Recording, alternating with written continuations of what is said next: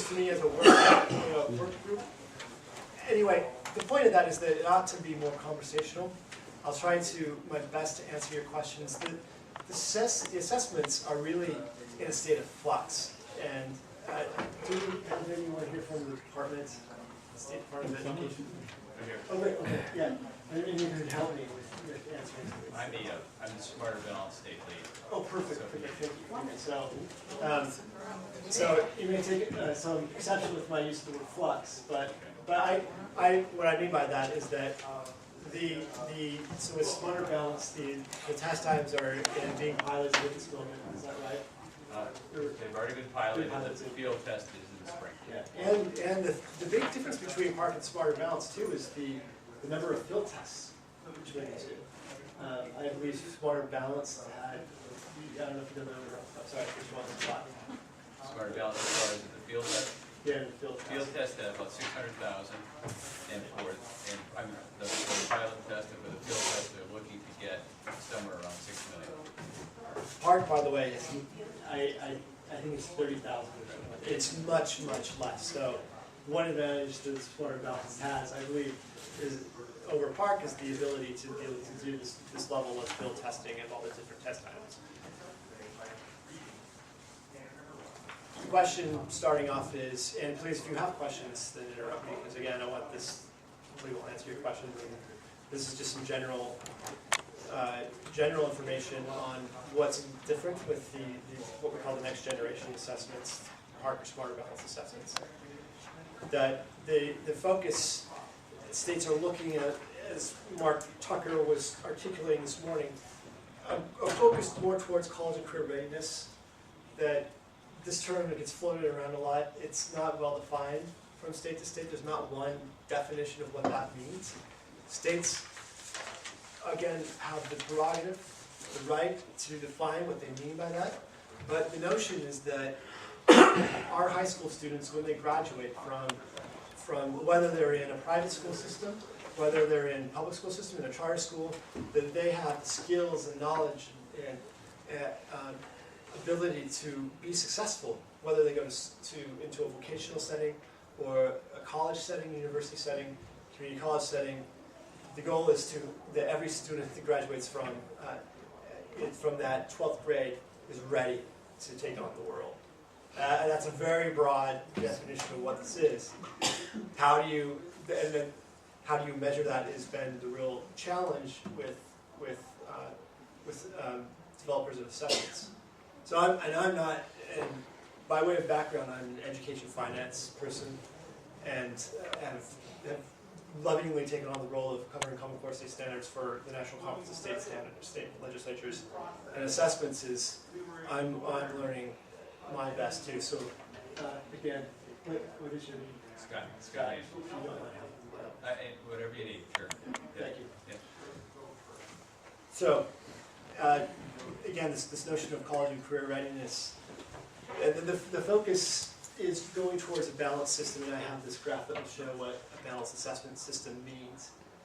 And there's really a changing structure away from bubble tests that test content knowledge to tests that try to assess a student's ability to think critically, analyze, to show. I think of it as when you're taking multiple choice tests, and you know how to get to the right answer, but you don't know what the right answer is. These are the tests that are trying to capture that for students. That if you can show how to get there, you get credit for that. And then, of course, in the 21st century, integrating more technology in computer use.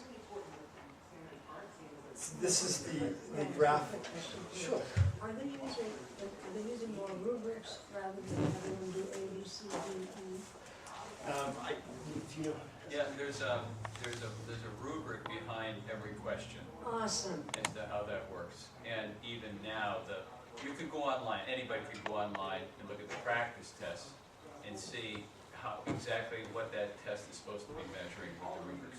I can just settle down now. That's what I wanted to know. Because I had so many college students come in and they said, I never took it. It was, I just, they didn't fill in any decent answers.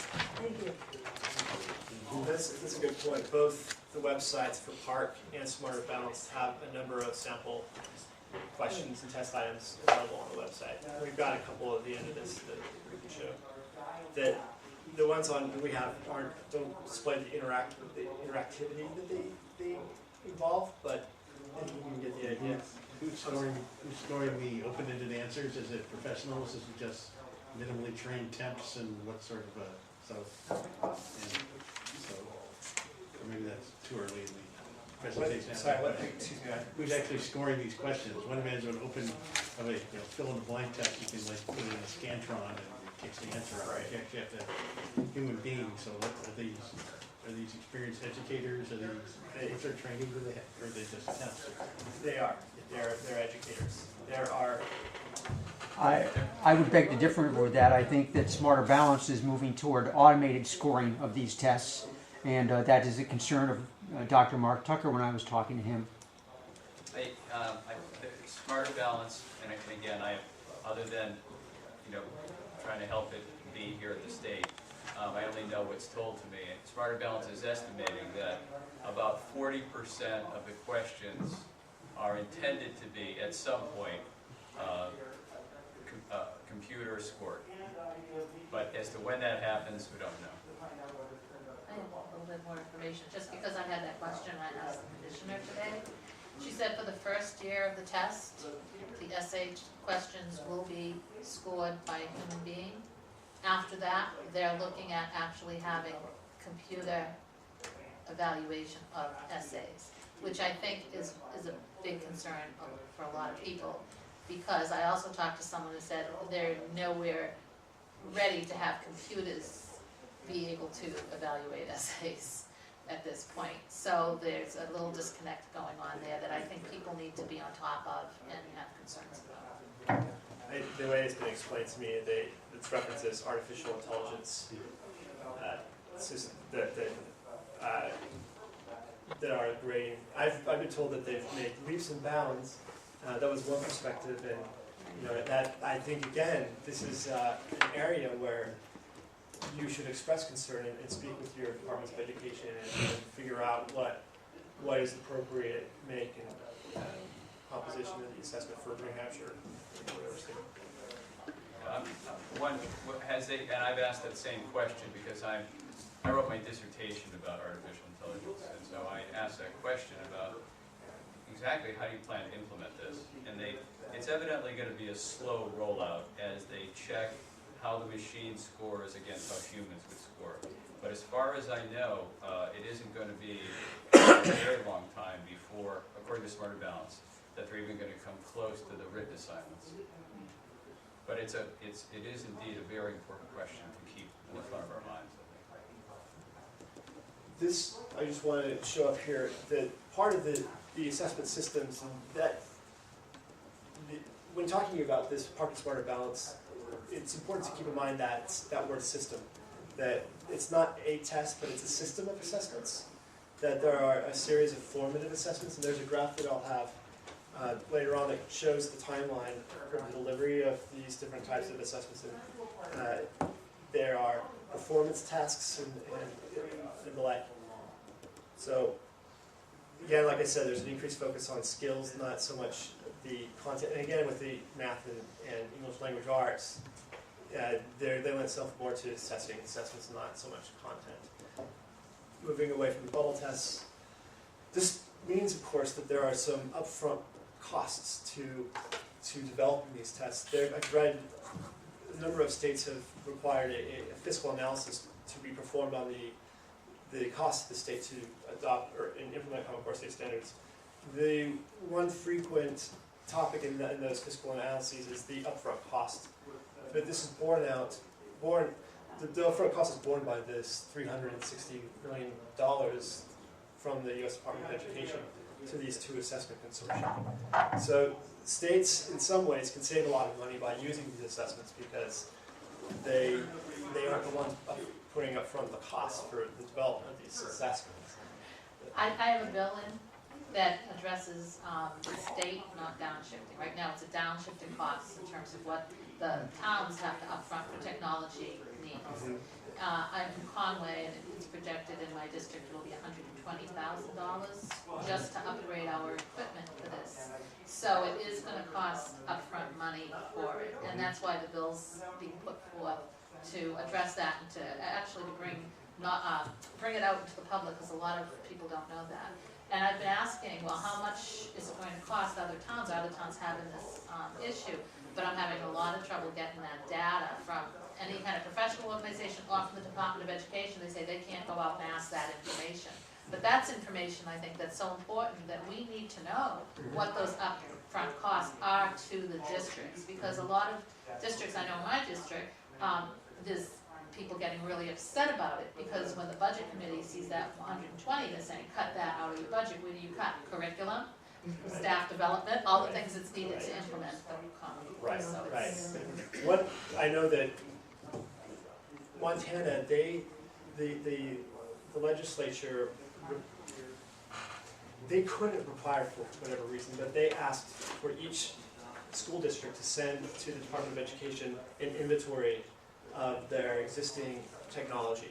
So what computers have in class, or computers per school, per classroom. They got, I think, a 20% response rate.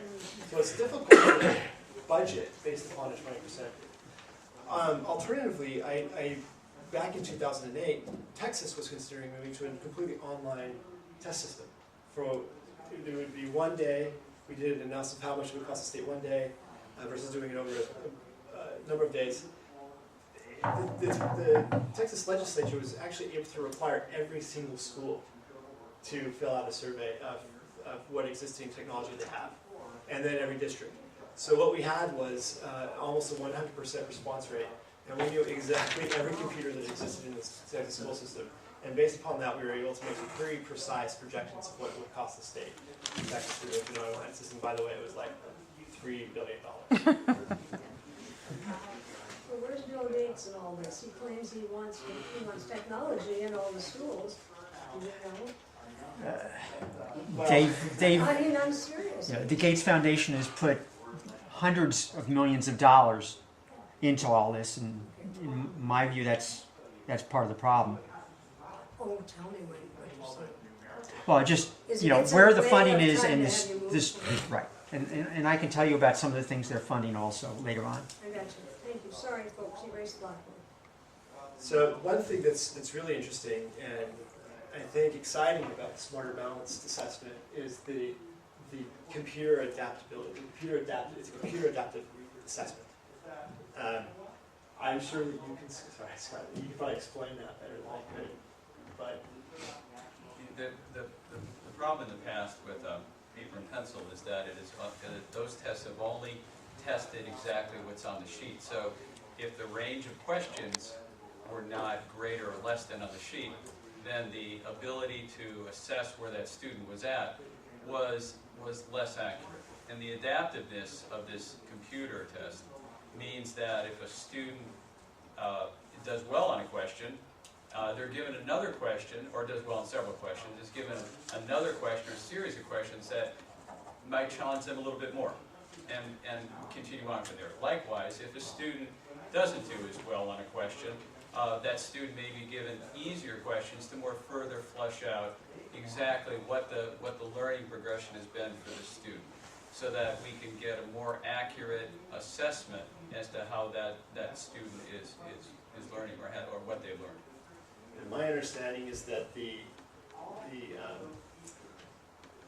GRE is a similar computer adaptive test. It measures something completely Different. Yeah. completely different. But there are a number of adaptive tests that are out there. The WIDA is there's a variety of tests that are doing computer adaptive. Yeah. So the technology you can say is out there to do this. It's going to be quite common. Yeah. I have a question about the availability of results from a test that has a lot of written work that has to be looked at by a human being. How soon will teachers know? I mean, how useful is it if it takes a long time? Well, currently, if I may speak, that's okay. Please, yes. Currently, we use NECAP, And NECAP has a variety of written responses also on that. And so there is some grading that goes on with that. So this is alleged to take a much shorter period of time for grading. I mean, that's what it's alleged. I haven't seen it, how it works. But evidently, the fact that it's going to be a spring test as opposed to a fall test, and one of the hallmarks of this is that because it is online and computer adapted and computer administered, that they're going to have access to student material much quicker by those that are grading it. So teachers should be able to get this in a reasonable turnaround time. I don't know exactly what that is, but evidently it will certainly be much quicker than what we've been getting for NECAP. And I know reviewing the statutes, some of the New Hampshire statutes before I came, there was a statute that required a school or local education agency to provide test results to parents that asked, and it was within a 45-day period. There is that 45-day period. I don't know how maybe it's a separate issue in terms of the whole system providing the results of one system, but parents do have that option. It's how do you help a student when you don't really have the results quickly? Right. So what we should do is get to this slide here, which looks at the computer or the interim assessments. This slide was put together by ETS, their K-12 center, and I left their website is here. It's, in case you can't read it, it's www.k12center.org. And this is a great resource for all your questions about the two assessments, and including there's 6 alternative assessments online for Common Core that are designed for English language learners or students with cognitive disabilities. So this graphic comes from them, and just to explain it, the top blue line is a timeline throughout the school year. The green boxes are optional interim assessments. These are assessments that, in some states, probably most states, the local schools or local education agencies have the option of buying these and using these. These are they're designed to be a way to gauge where students are at the beginning of the year and provide quick feedback to educators. The boxes in red or orange are the required summative assessment. They're required for terms of the state's obligations to their accountability systems under state and federal law. So for the Smarter Balance system, there's one group of assessments that are related to performance tasks, one in English language arts and literacy and one in math. And then there's this computer adaptive assessment in English language arts and literacy and math. There is a retake option. I'm less familiar with what that option is. So it's for students to, do you know what they mean? Well, if there's any anomalies in testing, there is a certain percentage that's built in for being able to be retaken. So, if there's information wasn't captured right, or the computer didn't work, or whatever happens, some of those other aspects. And the other important piece here is that these are assessments for grades 3 through 8, and then in 11.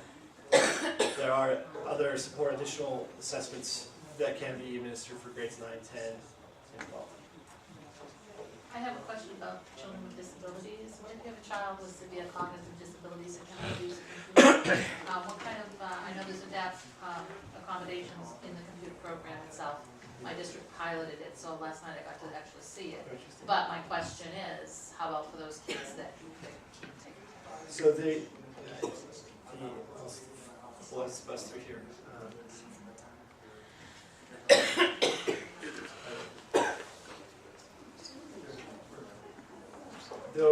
So I mentioned that there are 6 different assessments being created, and one of those is a non-computer assessment. Now, again, this is a question for for states whether or not they want to buy that assessment and use it. It's a state option, state decision. So but the option is out there, that the assessment is being created. The ALPS will still be available. That is our alternative assessment, and that will still be available for students as you speak.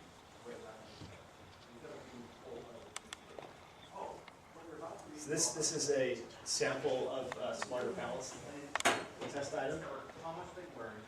And like I said, it's best just to go to the website because it's hard to capture the way this is interactive as kind of a screenshot. But the point is that it requires the taker to engage with the information, and it's mouse-based, and in some cases you can actually move different blocks on the screen to where they should go based upon decision, or based upon what the question's asking. Now around the country, this is what is really interesting. It's just the makeup and who's providing summative assessments for state accountability purposes. This is the current makeup of assessment providers. Pearson, of course, is one of the bigger ones. There's Measured Progress, McGraw-Hill. After the 2014-2015 school year, you see a big change in that composition, where Smarter Balanced will make up the large majority of the assessments that will be delivered across the states for accountability purposes. Who are the partners at Smarter Balanced? I assume some of those other players in the previous pie chart are all lumped together to get on with it.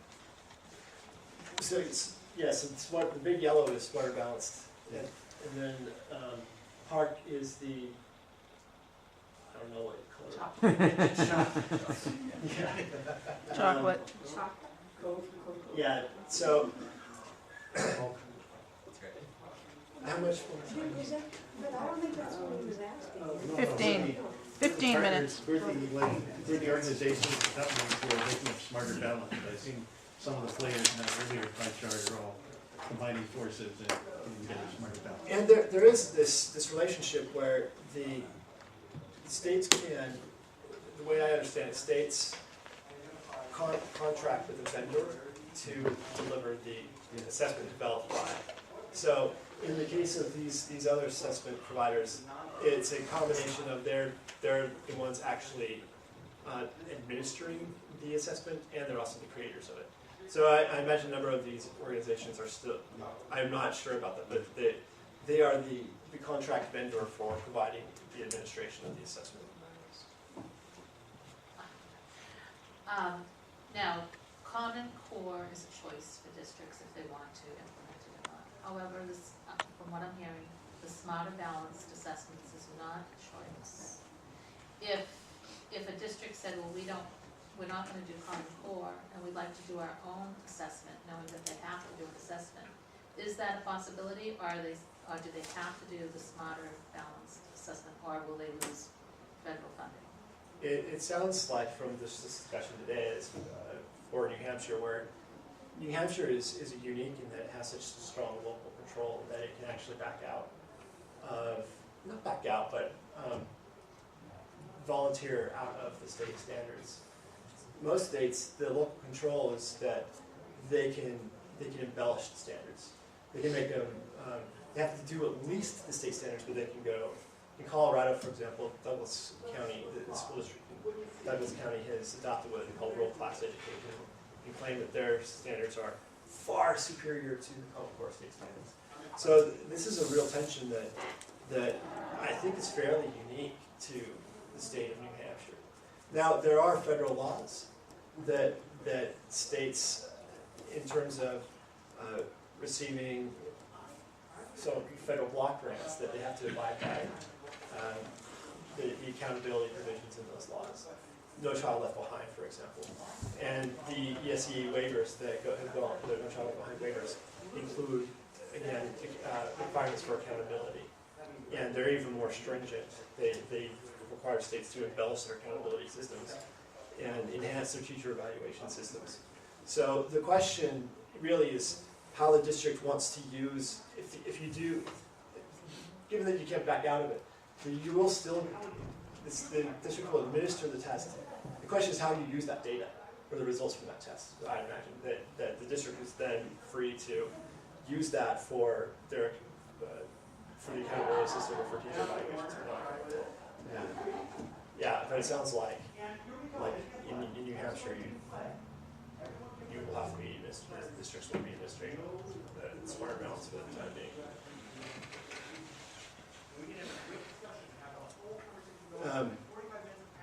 So I think at this point, I kind of gave a general preview of what is in the assessments. I want to kind of talk a little bit more about this notion, though, is that states will be getting, and local school districts will be getting a huge wealth of information and data because of the administration of these new assessments, which then leads to the question of what to do with this information and this data. So this is, we're working, right now NCSL is joining forces with the National Governors Association, the Council of Chief State School Officers, the State Higher Education Executive Officers, these different associations that represent state entities, on what can be done with this, with the use of assessments, what policies states have at their disposal to further state of. So, for example, in California, the big question that this is one of the states we're working with, one of the questions that they are struggling with, and is how to use the 11th grade results from Smarter Balanced to inform what remedial courses students will take when they enter college in the freshman year. So that's a question, and the California State University has developed their own assessment for this purpose. And the question that they're grappling with at state level is whether CSU should keep using that system or go to the Smarter Balance system. Or, for example, whether the information provided by the 11th grade assessment can have any bearing on dual enrollment credits that are earned.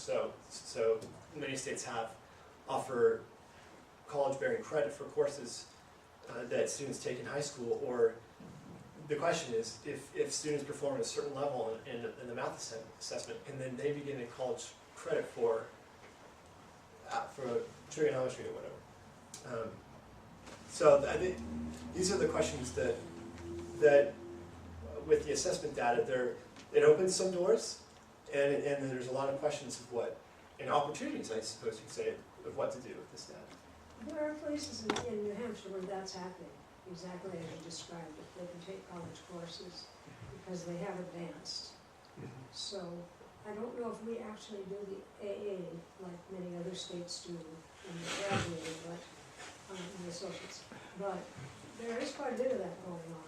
Are there other teachers around the room? Yeah, there's programs like Running Stat, Yeah. where you get community college credit, Yeah, programs like that. yeah, something like alternative. Yeah, they would, the Running Stat program, they would have courses that are aligned with the community college courses. Then a Yes. certain segment of kids would take courses in English and math and other subjects. They get credit from community college for those courses. And I found any of those students that came in my classroom as a freshman, they could cut it easier. I'm introducing a bill that actually has to do with the Smarter Balance assessment and getting kids to buy into doing it. Something that came out at the SAU 9 board meeting that we had last month was that different school board members were saying that students aren't invested in taking the NECAP test or taking any of the tests. It's not high stakes testing. They're just writing anything down, and they're writing ridiculous, I'm not doing it, right on the paper. And so, how valid are the results that we're getting? What are we testing, or what are we seeing? Someone said, well, how can we motivate our students to want to take these tests, to really be invested in it? And so I have a bill that forms a study committee to study merit-based free tuition at our state colleges for kids who score in the top % of the Smarter Balance test, of whatever test we're getting. And how that will look. So if across the board in English and math and whatever else writing, they score at the top level, that those kids would be able to do that. It's a study group to to start thinking outside the box and say, you know, what can we do to motivate kids, what can we do to help with tuition, because we're the highest cost in the country, you know, and what can we do in terms of having the college courses, if we're talking about our best and brightest staying in the state, state colleges fill up with kids that are higher skill level, you don't need those remedial courses, so it also would affect curriculum within the state, so it's something to think about, but it addresses that issue of how do we get kids motivated to take these tests. Well, I'll be looking for that bill to include our bill tracking database. Related issue, when you're assessing the schools, how do you keep the schools from discouraging the kids who either, who aren't good at testing from taking the test, you know, either because they're bright kids who just, you know, aren't interested in things like kneecaps or the ones who have cognitive problems. So how do you keep schools from excluding those from making sure, I mean, those kids disproportionately somehow not show up at school on the test? No, the kids have to take the test. I mean, if you have a test A, if you're absent, you have to still take the test. You don't have kids that are eliminated from taking the test and the test. So That doesn't happen. unless the kids stay home for the whole rest of the school year, I guess. You can't do that. You have to give the Department of Ed, you know, the date of how many kids took the test, et cetera, et So cetera. yeah, it's too low.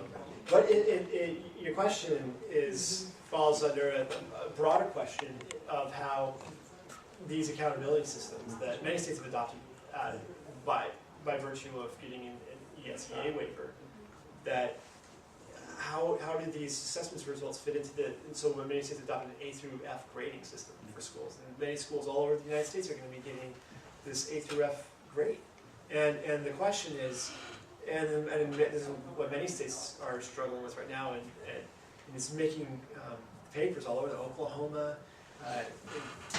where was the latest one I saw? Louisiana maybe. But how the criteria use it to come up with these A through F grading systems. But that's something is more technical that's usually addressed at the state education agency. But again, it's the results from these tests that will be used to inform these grades in many states, in many cases. Didn't Louisiana just include their level? Years? I thought the article I read was that they had just Yeah. improved. Did you catch that right? It was a glance at the headlines. Yes. So the other thing too is that there are some experiences from around the country, in Kentucky, New York, where tests that assessments that have been aligned to the Common Core State standards have been administered, and Kentucky has had a mixed bag from those. It's the first year, the results indicated that there was much less proficiency on students mastering standards than before, which some say were expected because the standards are higher. And then it indicated also a disproportionate proficiency rate by subgroups of students based upon socioeconomic status and race. So in some ways, it's showing in Kentucky where it really needs those gaps where it needs to focus its resources and attention. In New York, again, same thing where it's the public seems rightfully so frustrated that their students are not as proficient as they used to be. But again, this is fitting in a historical context where the standards supposedly are much higher, and of course, students aren't going to be magically ready for the new assessment. So, this is a thing to think about for each state too. And in New Hampshire, is as it comes close to that 2014-15 school year, how will your state and working in conjunction with your state education agency, governor's office, respond to these results? That's something to think about as policymakers. That your constituents will ask you. And it's a tough question. This is so interesting, and of course it's in the field, so therefore I'm just flying off the top of the seat. But are they using, as I was listening to you talk now, are they using language specific for different, perhaps ethnic groups, so that we're all talking about, if we're talking about a book, everybody knows that that's about a book. That's often been such an issue. It's great, like the mismeasure of men by Stephen Jay Yes. Gould highlighted the differences in these systems, Yeah. and I don't know if that tension that he highlights in his research is, that's exactly the question. You know, if you go online and look at this, you can look at the usability and accommodations guide on the Smarter Balance portal. And Smarter Balance probably, the thing that impressed me, one thing about Smarter Balance, is they spent an enormous amount of time trying to take the test out of it. So the exact question that you asked, let's say for example, if we had Smarter Balance, the actual practice questions up here, we moving our cursor around, let's say we're taking the math, and there's something like the word graph. And we have folks that might not be familiar with the word graph in English.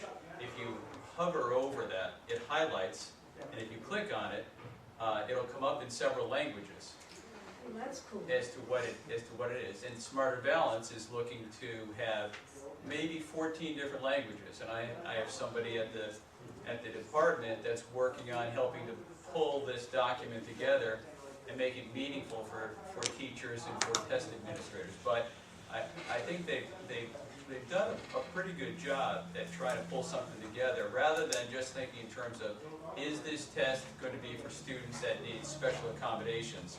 How do you make the test more useful to everyone? So. That's a great question. I think we can wrap up if there are more questions. 1 minute. Question, since I think you mentioned you were in education finance originally, so perhaps you might know, but I believe, if I remember correctly, the consortiums, when they got their federal funding, signed an agreement, a series of one-year contracts. But I think those contracts expire in 2015, if I'm not mistaken. So at that point, the federal funding dries up, and it'll be up to the states then to fund the ongoing existence of those consortium. Is that? Yeah, that's a great question. This is the long-term viability of Right. these assessments, and each consortium has approached this with a different approach. So Smarter Balance is working with UCLA, trying to partner with UCLA. It's done, yeah. So they looking past the 2015 school year, they will partner with UCLA to maintain, update the test whenever there's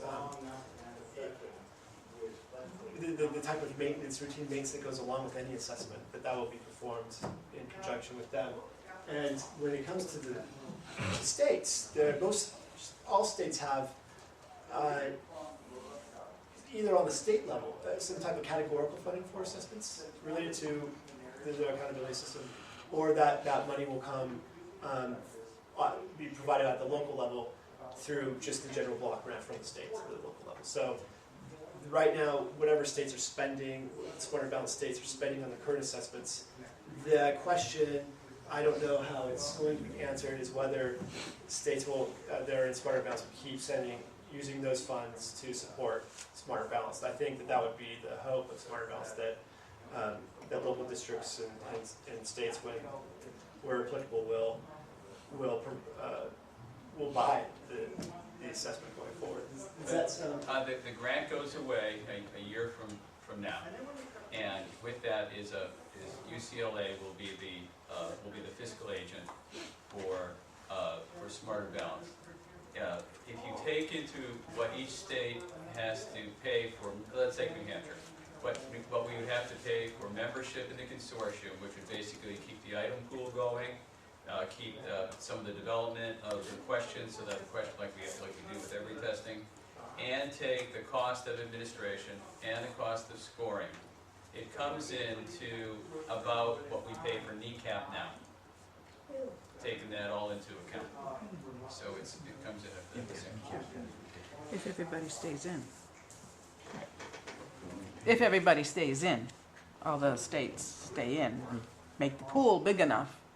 Well, what we're doing now is we're trying to develop a micro consortium, just like we did with NECAP, like the New England states. And we're looking at the New England states that are doing Smarter Balance. And because the cost benefit is at about 1.2 million students.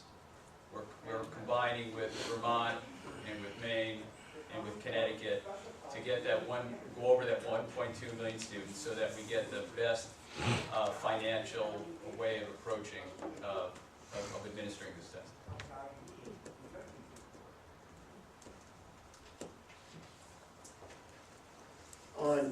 I'll mention quickly that if you go to www.ncsl.org, there'll be a ribbon at the top called Research, and you can click on Education.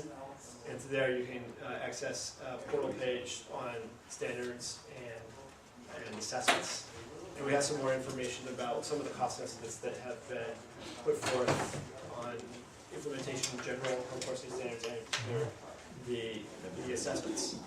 Then just a myriad amount of other information, including a link to our bill tracking database, which we've housed outside of the NCSL domain for the time being, so we can integrate our technology.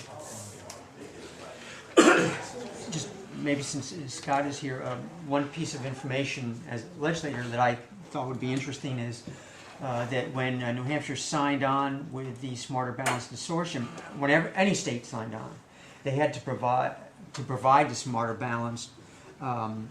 They had to identify and put in place a plan for removing barriers in legislation and regulation to the implementation.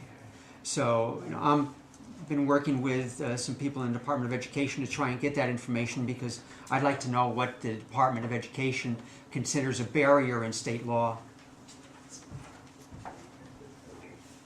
If I can help with that, please let me know. Yeah, I've been talking to Heather Gage, so... Okay, great. Yeah, that's fine.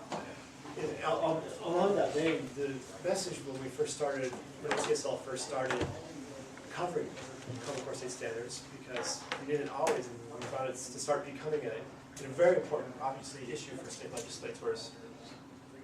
Our first message was that this is a time to reach out to your departments of education, your state boards of education, and try to figure out if there are any statutory obstacles to implementation, or what are the needs from this department. So, as you saw, this wasn't a decision by state legislatures by and large, and the adoption has all these policy implications that, in many cases, need a revisit of some state statutes.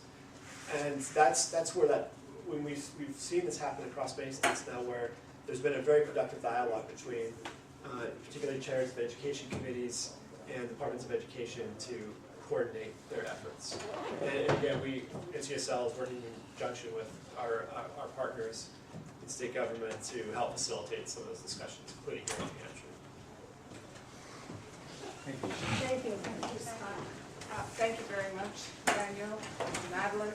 And now, if you want to take a breather for a few minutes, and then you've probably heard of a very dynamic session going on next door.